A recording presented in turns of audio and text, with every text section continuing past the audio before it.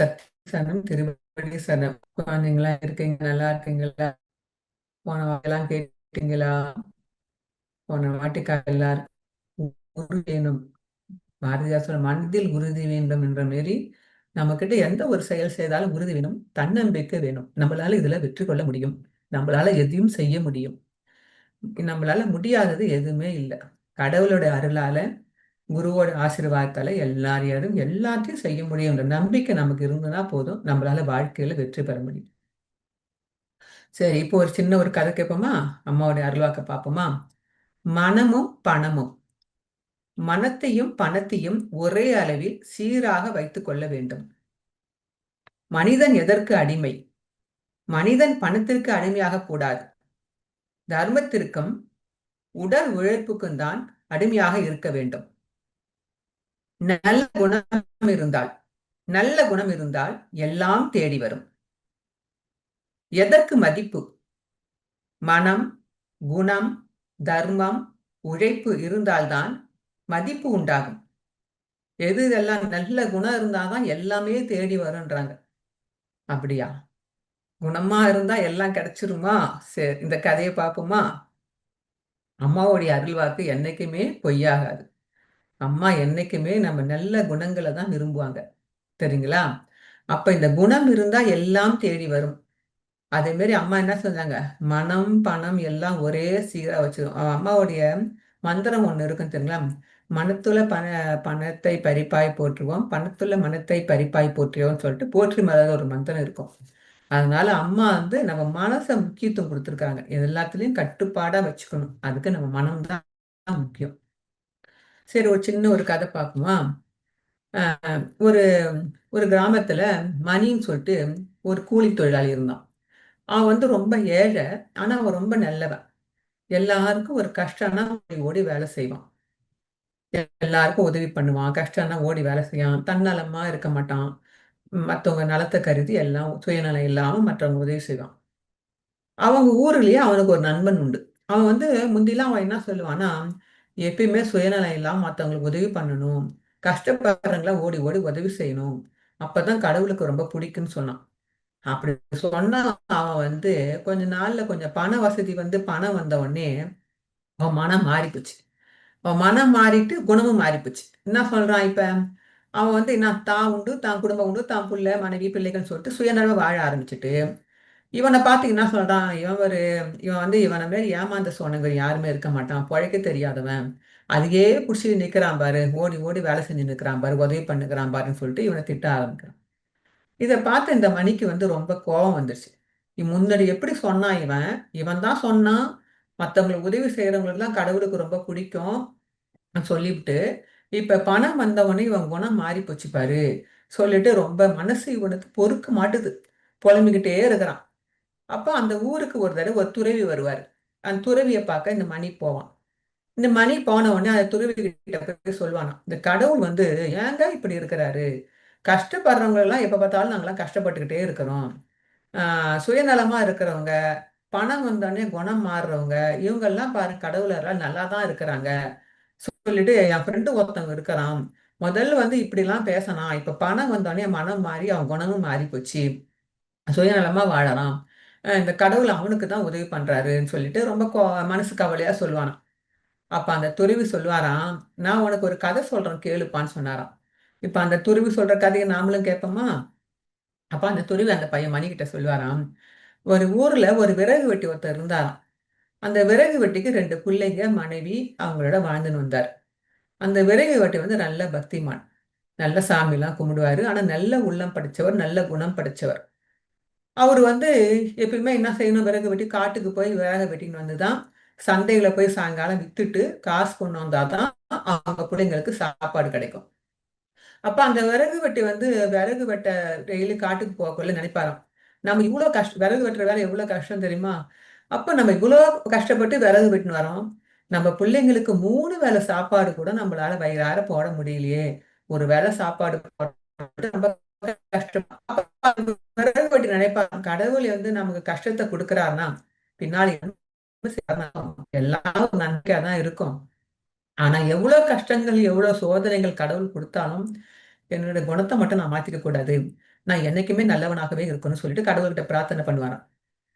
அப்ப அன்னைக்கு ஒரு நாள் என்ன செஞ்சாரு, விறகு வெட்டி விறகுலாம் வெட்டி எடுத்துக்கிட்டு கட்டி கட்டி மூட்டை கட்டி எடுத்துன்னு வர நேரத்துல பார்த்து மழை பெஞ்சிச்சு. மழை வந்தோடனே விறகெல்லாம் ஈரமாயி போச்சு. அப்ப அந்த ஈர விறக தூக்க மாட்டாத தூக்கின்னு சந்தைக்கு வந்து விக்க வந்தா, ஈர விறகு யாரு வாங்குவாங்க? யாருமே வாங்க வரமாட்டாங்க. சாயங்காலம் வரைக்கும் வந்துடுச்சு. மாலை பொழுதும் வந்துடுச்சு. விறகு வாங்கறதுக்கு யாருமே வரல. அப்ப அந்த விறகு வெட்டி நினைப்பாராம். இன்னைக்கு நம்ம பிள்ளைங்களுக்கு, மனைவிக்கு நம்மளால சாப்பாடு போட முடியாது. இது கடவுளோட விருப்பம் அப்படின்னா நம்ம ஒண்ணும் செய்ய முடியாது. கடவுளுடைய விருப்பம் எதுவா இருந்தா, நான் அத நான் மனப்பூர்வமா ஏத்துக்கிறேன். சொல்லிட்டு, சாயங்காலம் சரி வீட்டுக்கு கிளம்பலாம்னு நெனச்சுக்கின்னு, சரி அந்த அம்மா சாமிய கும்பிட்டுக்கிட்டே இருக்கிறார். மந்திரங்க இறைவனை வழிபாடு பண்ணிக்கிட்டே இருக்கக்குள்ள, அந்த நேரம் பார்த்து ஒரு பெரியவர் வரார். ஒரு பெரியவர் வந்து, "தம்பி எனக்கு விறகு குடுங்கப்பான்னு" கேட்கிறார். இவர் சொல்றாரு, நான் ஒரு மருத்துவன். எனக்கு மருந்து செய்ய விறகு வேணும்னு" கேட்கிறாராம். அப்ப இவர் "ஈர விறகா இருக்குதுங்க ஐயான்னானு." "எனக்கு ஈர விறகு தான் வேணும். அப்பதான் பதமான மருந்து செய்யறதுக்கு அது பயன்படும். சீரா எரியும்." சொல்லிட்டு அந்த விறக வந்து பொதுவா குடுக்குற பணத்தோட 3 மடங்கு அதிகமா தங்க காச குடுத்து அந்த விறக வாங்கிட்டு போயிடுறாரு அந்த பெரியவர். அந்த மருத்துவர் வாங்கிட்டு போயிடுறாரு. இவனுக்கு ரொம்ப சந்தோஷமா ஆயிப்போச்சு. கடவுள் நமக்கு அருள் புரி க க கடவுளோட கருணை. பரவால்ல. நம்மளுக்கு கடவுள் இன்னைக்கு நம்ம பிரார்த்தனை பண்ணது கடவுள் கண் திறந்து பார்த்துட்டார் சொல்ட்டு, அந்த பொற்காசுகள கொண்டு வந்து சாமான் செட்டு வாங்கி, தன் மனைவி பிள்ளைங்களுக்கு அன்னைக்கு வயிறார சாப்பாடு போட்டுட்டு சந்தோஷமா இருந்துக்கிறாங்க. மறுநாளும் அந்த விறகு வெட்டி காட்டுக்கு போன பிறகு, காட்டுக்கு போயிட்டு விறகு வெட்டின்னு இருக்கக்குள்ள அந்த விறகு வெட்டி யோசிக்கிறாரு. நேத்து மழை பெஞ்சது. விறகெல்லாம் ஈரமாயி போச்சு. அந்த மருத்துவர் வந்து வாங்கிட்டு போனாரு. இன்னைக்கும் அது மாரி வருவாரோ? ஆனா இன்னைக்கு மழை பெய்யலையே! வெயில் தானே காயுது. ஆனா நம்ம இந்த விறகுல கொஞ்சம் தண்ணி எடுத்து ஊத்திட்டா ஈரமாயிடுமேன்னு சொல்லிட்டு யோசிக்கிறோம். யோசிச்சு அவர் உடனே நினைக்கிறாரு, "சீச்சீ! நான் ஏன் அப்படி யோசிச்சேன்? தப்பு இல்லவா? நேத்து மழை பெஞ்சது கடவுள் ஒரு அற்புதம் பண்ணாரு. நமக்கு மழை பெஞ்சிருச்சு. இன்னைக்கு நம்ம அத மாரி தண்ணி ஊத்திட்டு, கடையில கொண்டு போய் குடுத்து விறக யாரும் வாங்காட்டினா, அதெல்லாம் தப்பு. நம்ம செய்யக்கூடாது. என்னைக்கும் நம்ம நேர்மையா இருக்கணும்." சொல்லிட்டு என்ன பண்றாரு, எனக்கு ஏன் என் புத்தி இப்படி போச்சு, கடவுளே என்ன மன்னிச்சிடுங்க சொல்லிட்டு, அந்த விறகெல்லாம் எடுத்துக்கிட்டு மூட்டை கட்டிக்கின்னு காட்டு வழியா வரக்குள்ள, திடீர்னு ஒரு சத்தம், "ஓடுங்க, ஓடுங்க, ஓடுங்க! சிங்கம் ஒண்ணு தெத்தின்னு வருது. ஓடுங்க, ஓடுங்கன்றாங்க." எல்லாரும் ஓடுறாங்க வேக வேகமா. சிங்கம் தெத்தின்னு வருதுன்னு ஓடின்னு இருக்கிறாங்க. இவனும் உடனே பயந்து போயிட்டு, அந்த ஒரு மரத்து மேல விறகு விறகு கட்டையெல்லாம் கீழ போட்டுட்டு மரத்து மேல ஏறிட்டான். அப்ப பார்த்தா ஒரு சிங்கம் வந்து ஒரு முதியவர் வந்து பயங்கரமா தாக்குது. அந்த முதியவரா மரண பயத்துல ரொம்ப கத்துறாரு.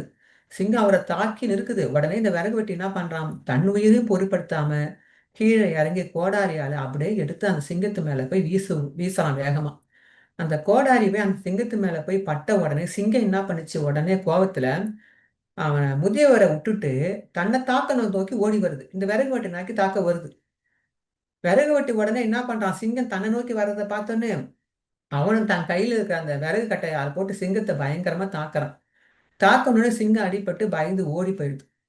உடனே என்ன பண்றாரு, இந்த விறகு வெட்டி அந்த முதியவர கூட்டின்னு போயி, ரொம்ப அடிபட்டு இருக்கிறாருன்னு சொல்லிட்டு வீட்ல கூட்டின்னு போய் சிகிச்சைலாம் அளிச்சு, அவருக்கு மருத்துவம்லாம் அவருக்கு எல்லாம் அனுப்பிச்சுட்டு வீட்டுக்கு கிளம்பக்குள்ள அந்த முதியவர் சொல்றாராம், கண்ணீர் விட்டு அழுவுறாரு. "உன் உயிரையும் பொருட்படுத்தாம என்ன காப்பாத்துனியேப்பா! உன்னுடைய விறகெல்லாம் வேற அங்க போட்டுட்டு வந்துட்டியே! இப்ப நீ என்ன பண்ணுவ? உன் உயிர பொருட்படுத்தாம அந்த சிங்கத்துக்கிட்ட என்ன காப்பாத்துனதுக்கு ரொம்ப நன்றிப்பான்னு" சொல்லிட்டு, அ இவன் உடனே இந்த விறகு வெட்டி சொல்றானாம், "இருக்கட்டும் என் நன்றிலாம் எனக்கு வேணாம் ஐயா! ஆண்டவனுக்கு சொல்லுங்க. இன்னைக்கு உங்கள காப்பாத்தணும்னு ஆண்டவன் எனக்கு விதிச்சிருக்கிறான். அதுதான் நடந்துக்குது. இது ஆண்டவனோட செயல் தான் எல்லாமே. எனக்கு வேணாம்யா நன்றின்னு" சொல்லிட்டு கிளம்பக்குள்ள, அந்த முதியவர் என்ன பண்றாரு, கொஞ்சம் வீட்ல இருந்த விதைகள எடுத்து அவன்கிட்ட குடுக்குறாரு. "தம்பி இந்த விதைகள போய் உங்க வீட்ல நட்டு வையி. இது வந்து மாய விதை. இது வந்து இது உனக்கு நன்மை தான் செய்யும். இந்த இந்த விதைய கொண்டு நட்டு வையின்னு" சொல்லி விதைய குடுத்துறாரு.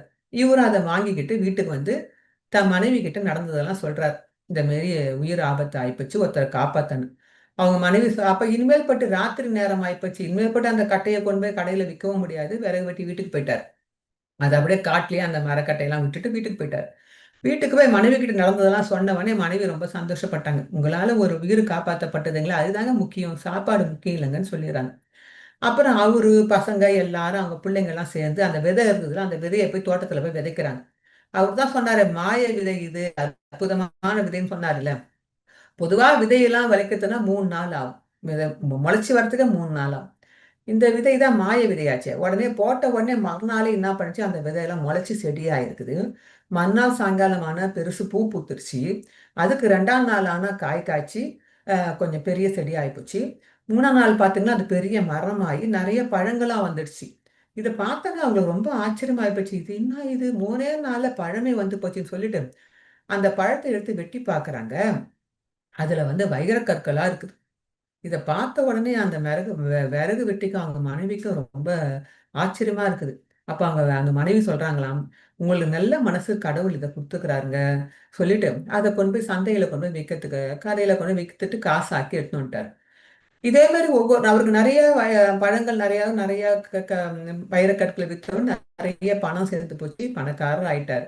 இவர்கிட்ட இவ்வளோ செல்வம் வந்த உடனே அந்த ஊர் மக்கள்லாம் பேச ஆரம்பிச்சுட்டாங்க. ஒரு சாரர் சொல்றாங்க, "அ விறகு வெட்டிக்கு வந்து இவ்ளோ பணம் எப்படி வந்தது? எங்கேயாவது போய் கொள்ள அடிச்சுட்டு வந்துட்டானான்றாங்க."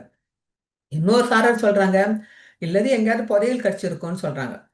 இப்படி இருக்கக்குள்ள அந்த ஊர்ல ஒரு பெரிய தலைவர் ஒருத்தர் இருக்கிறாரு. அவர் ரொம்ப பொறாமைக்காரரு. அவருக்கு உடனே கோவம் வந்து போச்சு. இவனுக்கு எப்படி இவ்வளோ செல்வம் வந்துச்சுன்னு சொல்லிட்டு பொறாமைப்பட்டு, நேரா அந்த விறகு வெட்டி வீட்டுக்கே வந்து, "என்ன உனக்கு எப்படி இவ்வளோ பணம் வந்தது? நீ எங்கேருந்து கொள்ளடிச்சுட்டு வந்த சொல்லுன்னு" சொல்லிட்டு இப்படி கேட்கிறாரு. இவன் சொல்றான், "ஐயா நான் எங்கேயும் கொள்ளையெல்லாம் அடிச்சுன்னு வரல. எனக்கு ஒரு பெரியவர் வந்து எனக்கு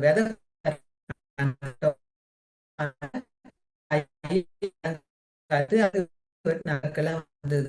அதனால தான் என்கிட்ட பணம் வந்ததுயான்றார். இவன் அத நம்பல என்கிட்ட பொய் சொல்றியா? சொல்லிட்டு அந்த விதையெல்லாம் என்கிட்ட குடுன்னு கேட்கிறாரு. உடனே அந்த விதைப்பட்டி சொல்றாரு, அந்த விதையெல்லாம் நான் விதைச்சுட்டேங்க. என்கிட்ட ஒண்ணு கூட இல்லங்கன்றாரு. போய் தோட்டத்துல பார்த்தோன்னா, அந்த செடியெல்லாம் முளைஞ்சிருக்குதுல்ல மரமெல்லாம். இந்த செடியெல்லாம் குடுன்னு சொல்லிட்டு செடிய புடுங்கின்னு போய் அவங்க வீட்ல போய் நட்டுறேன்னு சொல்லிட்டு அவங்க வீட்ல போய் நட்டுட்டாரு. அவங்க வீட்ல போய் நட்டவுடனே இருக்குமா 2 மறுநாளே அந்த செடிலாம் செத்து போச்சு. உடனே கோவத்துல அந்த தலைவர் அந்த ஊர்ல இருக்கிற தலைவர் என்ன பண்றாரு, இந்த விறகு வெட்டி நான் என்ன பண்றேன் பாருன்னு சொல்லிட்டு கோவத்துல நேரா அவங்க வீட்டுக்கே வராரு. வரும்போது என்ன செய்யுது தற்செயலா அவங்க அந்த ஊர் ஃபுல்லும் தீப்பத்தி எரியுது. எங்க பார்த்தாலும் தீப்பத்தி எரிஞ்சுது. தீப்பத்தி எரிஞ்ச உடனே இத பார்த்த உடனே அந்த விறகு வெட்டி என்ன பண்றாரு, இந்த பணத்த வச்சுக்கின்னு இந்த இந்த அவர் எப்பயுமே என்ன செய்வார் கடவுள்கிட்ட என்ன வேண்டுவார்னா, "கடவுளே நீ எனக்கு நன்மை குடுத்தாலும் சரி, தீமை குடுத்தாலும் எனக்கு மாறாத குணத்த குடு. நல்ல மனசனா என்ன இருக்குன்னு" எப்பவுமே பிரார்த்தனை பண்ணுவாராம். அந்த பணம் வந்தபோது அவர் அதான் சொன்னார். "இன்னைக்கு பணத்த குடுத்துக்கிற இறைவா, என் மனம் மாறாம, குணம் மாறாம நான் என்னைக்குமே நல்லவனாக இருக்கணும்னு" சொல்லிட்டு எப்பவுமே பிரார்த்தனை பண்ணுவாராம்.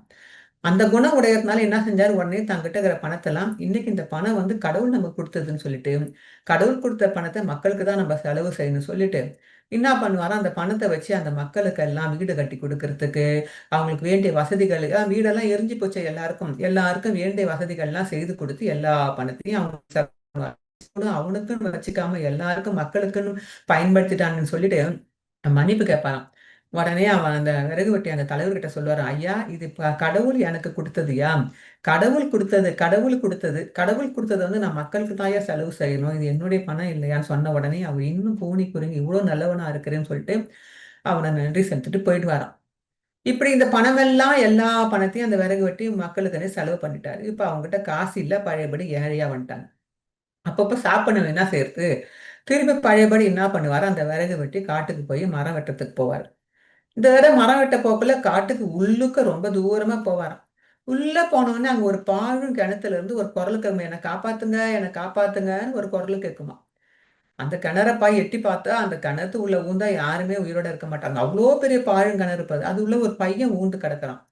உடனே விறகு வெட்டி என்ன பண்றாரு, தன் உயிரையும் பொருட்படுத்தாம அந்த கிணத்து உள்ள இறங்கி அந்த பையன காப்பாத்தி கூட்டின்னு வராரு.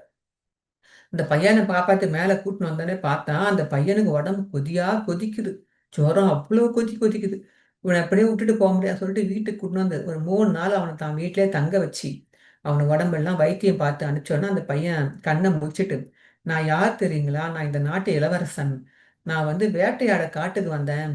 அப்ப வந்து தவறி இந்த கிணத்துல விழுந்துட்டேன். என்ன காப்பாத்துனதுக்கு ரொம்ப நன்றி. வாங்க எங்க அப்பா அரசர போய் நம்ம போய் பார்க்கலாம் வாங்கன்னு" கூப்பிடுறான். அந்த விறகு வெட்டி சொல்றாரா, "நானும் ஒரு விறகு வெட்டி சாதாரண ஒரு கீழ்த்தரமான இருக்கிற ஒரு ஆள் நானு. கீழ் மட்டத்துல இருக்கிறவர். நான் போய் பெரிய இதுல இருக்கிற அரசரா நான் பார்க்க வரக்கூடாதுப்பா. நான் வரலப்பான்றாராம்.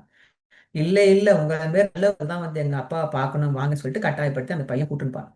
கூட்டின்னு போனது அவங்க அப்பா கிட்ட போய் நடந்ததெல்லாம் போய் சொல்றான்.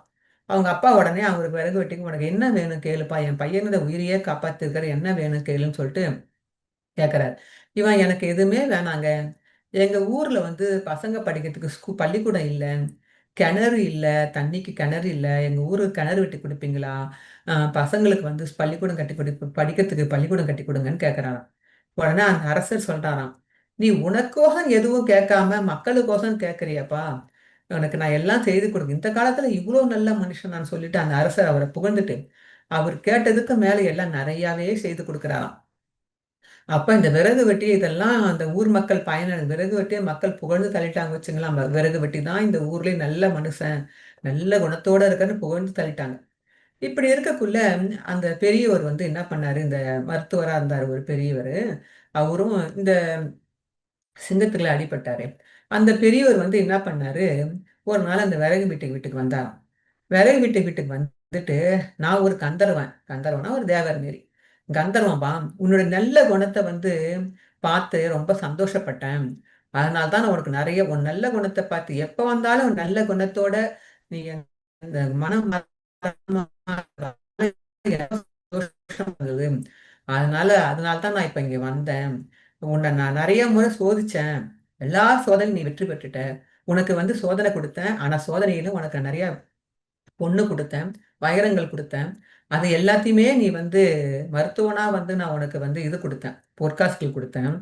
அந்த பழத்திலிருந்து அந்த முதியவரா வந்து உனக்கு வந்து மரங்கள்லேருந்து விதைகள குடுத்து, அதுலேருந்து வைரக்கற்கள்லாம் குடுத்தேன். அது எல்லாத்தையுமே நீ மக்களுக்கு உனக்குன்னு எதுவுமே எடுத்துக்காத மக்களுக்கு செலவு பண்ணிட்ட. பத்தாத இளவரசனுக்கு அவன் உயிரையும் பொருட்படுத்தாம இளவரசன காப்பாத்துன. இளவரசனை காப்பாத்துனதுதான் அரசன் சன்மானமா உனக்கு நிறைய பொண்ணும் பொருளும் கொடுத்தாரு. அதை கூட நீ வேணாம்னு சொல்லிட்டு மக்களுக்காகவே எல்லாத்தையுமே கேட்டு வாங்கிட்டேன். உன்னோட நல்ல குணத்தை பார்த்து எனக்கு ரொம்ப சந்தோஷம் வருது. பணம் வந்தாலும் குணம் மாறாமல் மனம் மாறாமல் இருக்கிறியே. குணம் மாறாம நல்ல குணத்தோட இருக்கிறியே. இந்த குணத்தை நான் மேலும் மேலும் வளர்த்துக்க கடவுள் உனக்கு நல்ல அருள் புரிவாரு. அள்ளி அள்ளி உனக்கு கடவுள் கொடுப்பாரு. அதனால எனக்கு ரொம்ப மகிழ்ச்சியா இருக்குது. நீ மேலும் மேலும் நல்லா இருக்கணும்னு சொல்லிட்டு அவரை வாழ்த்துட்டு மேற்கொண்டு ஒரு மூட்டை தங்க காசுகளை கொடுத்துட்டு போயிட்டாராம். இதெல்லாம் இந்த யார் சொல்றது இந்த கதைய? அந்த ஞானி வந்து அந்த பையனுக்கு சொல்றார். இறைவன் ஒருத்தங்களுக்கு கொடுக்கறான்னா இது கடவுள் வந்து சோதனையில மட்டும் இல்ல. கடவுள் சோதிக்கிறார்னா ஒருத்தங்களை சும்மா அள்ளி குடுத்துற மாட்டார். இறைவன் ஒருத்தருக்கு கொடுக்கறாருன்னா அது மத்தவங்களுக்கு கொடுக்கறதா கொடுக்கறாம அதாவது நம்ம மத்தவங்களுக்கு கொடுக்கறதுக்காக கொடுக்கறாருன்னு நம்ம நினைக்கணும். ஆனா அது யாரும் அப்படி நினைக்கிறது கிடையாது. உடனே கடவுள் வந்து எல்லாரும் கொடுக்கறான்னு அள்ளி அள்ளி கொடுத்துட மாட்டாரு. கடவுளும் என்ன செய்வார்ன்னா, ஒருத்தங்களுக்கு கொடுக்கிறார்ன்னா, அதாவது கடவுள் வந்து சோதனைய மட்டும் கொடுக்க மாட்டாரு. கஷ்டங்கள மட்டும் குடுத்து சோதிக்க மாட்டாரு. இன்பத்தையும் குடுத்து, நல்லது நன்மைய குடுத்து கூட சோதிப்பார். நம்ம நினைக்கிறோம் கஷ்டங்கள் குடுத்தா கடவுள் சோதிப்பார்ன்னு இல்ல. நன்மைய குடுத்து கூட கடவுள் சோதிப்பாரு. இவன் நன்மைய குடுத்து, அதாவது பணத்த குடுத்தா கூட, இவன் எப்பவுமே நல்லவனா இருக்கிறானா? அல்லது பணம் மேல ஆசை இல்லாத இருக்கிறானா? பணம் வந்தாலும் குணம் மாறாத நல்லவனாக இருக்கிறானா? அப்படின்னு பார்த்துட்டு, நிறைய சோதனைகள வச்சுட்டு தான் கடவுளும் அவனுக்கு குடுப்பார். அப்பதான் அந்த இவரு சொன்னாராம். கடவுள் ஒருத்தவங்களுக்கு குடுக்குறாருன்னா, உனக்கு பணம் வந்த உடனே உன்னுடைய குணத்த மாத்திக்கிட்டு, பணம் வந்தவுடனே குணத்த மாத்திக்கிட்டு, சுயநலமா நீ வாழ்ந்தன்னா, கடவுளுடைய நம்பிக்கைக்கு பா பாத்திரம் இல்லாதவனா மாறியிருப்ப. அப்படியாப்பட்டவங்களுக்கு கடவுள் என்ன செய்வாரு? ஒரு நேரத்துல கை விட்டுடுவார். பணத்த பார்த்தோனே குணத்த மாத்திக்கிட்டு, மனத்த மாத்துறவனுக்கு வந்து கடவுள் பணத்த குடுத்தாலும் ஒரு ஒரு நேரத்துல கைவிட்டுடுவார். அப்படி அவங்ககிட்ட பணம் இருந்தா கூட, அந்த பணத்த வச்சுக்கிட்டு அவங்களால நிம்மதியா வாழ முடியாது. பணம் இருக்கும் ஒரு நேரத்துல. அந்த குணம் பணம் வந்தோனே சுயநலமா மாறிட்டு, குணம் மாறிட்டு யாருக்கும் உதவி செய்யாம இருக்கிறாங்க பாருங்க. அவங்களுக்கு வந்து வாழ்க்கையில நிம்மதியோ, சந்தோஷமோ இருக்காது. முக்கியமா ஆரோக்கியமும் இருக்காது. அம்மா சொல்லுவாங்க தெரியுங்களா? பணத்தால எதையுமே செய்ய முடியாதுன்னு. அப்ப ஆரோக்கியமும் இருக்காது. கடவுள் வந்து அவங்களுக்கு வந்து கடைசி வரைக்கும் அவங்கள எல்லா இடத்துலயும் காப்பாத்துவாருன்னு சொல்ல முடியாது. இதுவே பணம் வந்தாலும் குணம் மாறாமல் யார் ஒருத்தர் இருக்கிறாங்களோ, நல்ல மனசோட, நல்ல குணங்களோட, தர்மம் செய்ற எண்ணங்களோட யார் இருக்கிறாங்களோ, அவங்க தான் கடவுளுக்கு நம்பிக்கைக்கு பாத்திரமாகும். அவங்களுக்கு தான் கடவுள் அள்ளி அள்ளி குடுக்கறது இல்லாம, அவங்களுக்கு கஷ்டம் வர நேரத்திலும் சரி, எல்லா நேரத்திலும் கடவுள் துணை இருப்பார். அவங்களுக்கு நல்ல மன அமைதியும், நிம்மதியும், சந்தோஷத்தையும், நல்ல உடல் ஆரோக்கியத்தையும் கடவுள் குடுப்பாருன்னு சொல்லி முடிச்சாராம். இந்த இந்த கதையில நமக்கு என்ன புரிஞ்சுக்கிறோன்னா, இந்த காலத்துல நம்ம குணத்த வந்து எந்த காலத்திலயும் அப்படியே மேற்கொண்டு அவர் சொன்னாராம். யார் என்ன போனாலும் சொல்லட்டும். நீ வந்து எந்த காலத்தையும், எந்த சூழ்நிலையும் இன்பமோ, துன்பமோ எந்த சூழ்நிலையும் உன் குணத்தை மட்டும் மாத்தாம நல்ல குணங்களோட நல்ல பண்புகளோட இருக்கணும்னு சொன்னாராம். எந்த காலத்திலும் குணத்தை மாத்திக்காத, எப்பவுமே நீ நீயாகவே இருன்னு சொன்னாராம். எந்த கஷ்டம் வந்தாலும் சோதனை நாம நம்பலாவே இருக்கணும். நல்ல குணங்களையும் பண்புகளையும் என்னைக்கும் மாத்திக்க கூடாது. இறைவன் ஒருத்தங்களுக்கு செல்வத்தை கொடுக்கிறாருன்னா அது அது நம்மளால நிறைய பேருக்கு உதவி செய்யறதுக்கு கொடுக்கறாருன்னு சொல்லிட்டு அர்த்தம். அப்படிதான் நினைக்கணும். நம்மளுக்கு கொடுக்குற செல்வத்தை கொண்டு 4 பேருக்கு உதவி செய்யறோம்னு சொல்றதுக்கு தான் நம்ம கொடுக்கறாருன்னு சொல்லி நம்ம புரிஞ்சுக்கணும். அதனால செல்வம் சேரும்போது நம்ம குணத்தை மாத்திக்காம ஒரே குணத்தோட நல்ல குணங்களோட நம்ம இருந்தோம்னா அந்த கடவுள் சந்தோஷப்பட்டு மேலும் மேலும் நமக்கு அள்ளி கொடுப்பார். எல்லா நிலையும் நாம்பளாவே இருக்கணும். நீங்க நீங்களாவே இருங்க. அப்பதான் இந்த கடவுளுக்கும் நம்மள பிடிக்கும். சரிங்களா? நம்ம இந்த கதையில கடவுளுக்கு நம்ம பிடிக்கணும் எப்பயுமே நல்ல குணங்களையும் நல்ல பண்புகளை வளர்த்துக்கு தான் அம்மா சொல்றாங்க. பணம் வந்தாலும் மனம் மாறக்கூடாது. அம்மா இதை பிரார்த்தனை பண்ணணும். பணம் வந்தாலும் மனம் மாறக்கூடாது தாயே. பணம் வந்தாலும் குணம் மாறக்கூடாதுன்னு பிரார்த்தனை பண்ணணும். அதையும் இந்த கதையில நம்ம பார்த்த இந்த கதையில பணம் வந்தாலும் குணம் மாறாத ஒரு ஒரு நபரை பார்த்தோம். இதே அம்மாவுடைய அருள்வாக்கு, அம்மாவுடைய அனுபவத்துல ஒரு கதை ஒண்ணு கேளுங்களா. பணம் வந்தவொடனே குணம் மாறிட்டோம்னா எப்படியாப்பட்ட வாழ்க்கை நமக்கு அமையும்? பணம் வந்தவொடனே குணம் மாறாம இருந்தோம்னா இந்த விறகு வெட்டு மாரி நல்ல வாழ்க்கை அமைஞ்சிருக்குது. பணம் வந்த உடனே குணம் மாறிட்டோம்னா எப்படியாப்பட்ட வாழ்க்கை அமையும் தெரியுமா? ஒரு தடவை அம்மா தொண்டர்கள் அம்மா கிட்ட ரொம்ப சலிச்சுக்கிட்டாங்களாம். இந்த அம்மா தான் பாரு ஊழ்வினை ஊழ்வினை ஊழ்வினைன்னு சொல்லிட்டு நமக்கெல்லாம் கஷ்டத்தை கொடுத்துன்னு இருக்குது. ஆனா அயோக்கியம் பண்றவங்க, அட்டூழியம் பண்றவங்க, அவங்க எல்லாம் பாரு பணம் வசதின்னு சொல்லிட்டு எல்லாம் செல்வ செழிப்பா சந்தோஷமா வாழ்ந்துட்டு இருக்கிறாங்க. அவங்களுக்கெல்லாம் அம்மா அள்ளி அள்ளி குத்துட்டு இருக்குது. நம்மளதான் பாராமுகமா பார்த்துன்னு இருக்குதுன்னு சொல்லிட்டு சும்மா ரொம்ப அலாச்சிட்டாங்களாம். இத கேட்ட அம்மா என்ன சொல்லிச்சான், அந்த தொண்டரை கூப்பிட்டு இங்க வான்னு சொல்லி கூப்பிட்டுட்டு வந்து அங்க புத்து மண்டபத்துக்கு ஏத்த மாரி ஒரு ஒரு ஒரு விலங்கு ஒண்ணு படுத்திருந்துதாம். அம்மா அதை கூப்பிட்டு அது என்னான்னு கேட்டாங்களாம். அம்மா அது நாய்மான்னு சொன்னாங்களாம். அது என்ன நாயி? அது என்ன நாயின்னு கேட்டானே, அம்மா அது சொறி நாய்மான்னு சொன்னாராம் தொண்டர். அப்ப அம்மா சொல்லிச்சான், இன்னைக்கு அது என்னது சொறி நாயா படுத்துன்னு இருக்குது. அது போன பிறவியில எப்படி இருந்தது தெரியுமா? போன பிறவியில அது கோடீஸ்வரனா இருந்த ஆத்மாடா மகனே. கோடீஸ்வரனா இந்த ஆத்மா இந்த பிறவியில சொறி நாயா பிறவி எடுத்து வந்திருக்குது. அப்ப பாத்தீங்கன்னா கடவுள் கொடுத்த பணத்தை கொண்டு கடவுள் இன்னைக்கு பணம் கொடுத்துருக்காருன்னா இது 4 பேருக்கு நமக்கு உதவி செய்ய கொடுத்துருக்கிறாரு. இது 4 நன்மை செய்ய கொடுத்துருக்கிறாருன்னு சொல்லிட்டு நம்ம புரிஞ்சு நடந்துக்கணும்.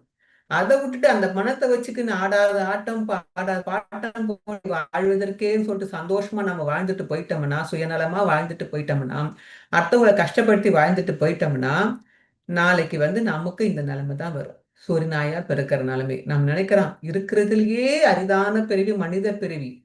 இந்த மனித பிரிவு கிடைச்சிருக்கு எதுக்கு தெரியுமா? எது எது நல்லது கெட்டது புரிஞ்சு நல்ல குணங்களை வளர்த்து நல்ல மனங்களை வளர்த்து நல்ல பண்போட வாழ்ந்தோம்னா நம்ம நல்ல நிலைமையில இருப்போம். அதை விட்டு குணத்தையும் மனத்தையும் மாத்திட்டோம்னா அம்மா சொல்ற மாரி பணம் வந்த உடனே நம்ம குணம் மனம் மாறாம வாழ்ந்தோம்னா நல்வாழ்க்கை அமையும். பணம் வந்தவொடனே குணத்தையும் மனத்தையும் மாத்திட்டோம்னா இந்த கதையில பின்னால சொன்ன கதையில வந்த மாரி நம்ம எந்த பிரிவு எடுப்போமே நமக்கு தெரியாது. அதனால இது அம்மாவின் அருள்வாக்கை பயன்படுத்தி இந்த கதைகளின் அனுபவம் மூலியமா இதெல்லாம் கதை இல்ல சக்திகளா நம்ம வாழ்க்கையில கத்துக்கக்கூடிய பாடங்கள். இந்த பாடங்கள் தான் நமக்கெல்லாம் நல்ல நல்வழிப்படுத்தி கொண்டு போகும். அதனால கதையா இந்த காதலை வாங்கி இந்த காதலை விட்டுடாம இதுல வர கருத்துக்களை ஆழ்ந்து உள்வாங்கி நம்ம வாழ்க்கையில கடைபிடிச்சு வாழ்ந்தோம்னா அடுத்து நமக்கு பிரிவு இருக்குதா இல்லையா நமக்கு தெரியாது. அப்படின்னு ஒரு பிரிவு வந்தா கூட நம்ம நல்ல நிலைமையில இருப்போம் என்பதுதான் நிச்சயம். அதனால அனைவரும் அன்னையின் அருள்வாக்கை கடைபிடித்து அனைவரும் வாழ்க வளமுடன். ஓம் சக்தி. குருவடி சரணம். திருவடி சரணம்.